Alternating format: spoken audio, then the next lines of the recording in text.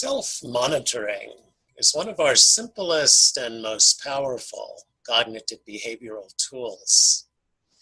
When we want to change something in our lives, our emotional state, a negative thought pattern, self-sabotaging behavior, we can start by enlisting a scientific phenomenon known as the observer effect.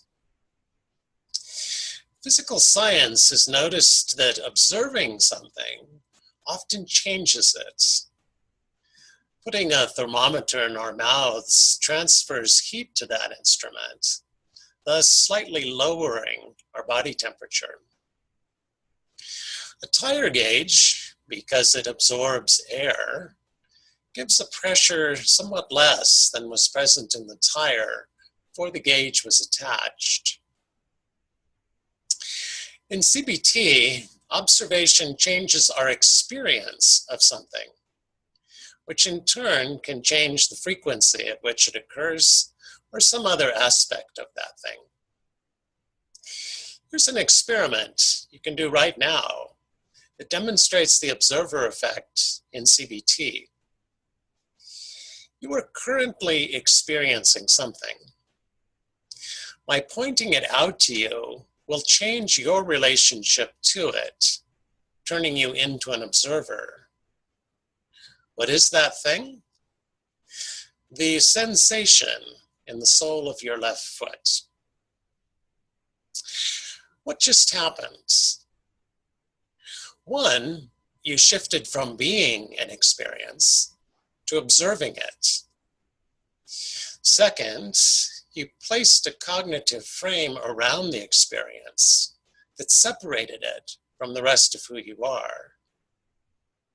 Third, you opened the door to a more fine-grained form of observation called measurements.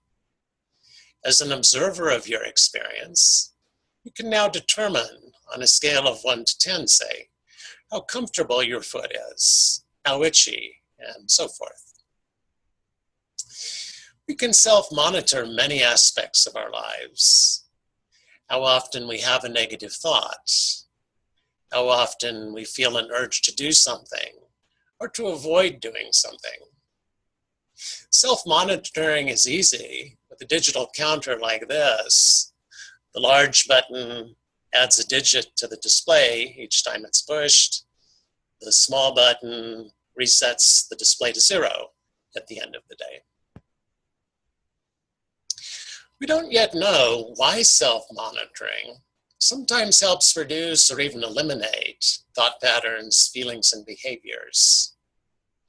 We do know that parts of the brain that process observation are different from those that process direct experience. When we not only have a negative thought, but also monitor it, we light up new neuronal pathways, and this seems to support our responding in new ways. Thank you for watching this video. If you'd like to share your experiences of self-monitoring, you can do so through my website, www.danielminty.com.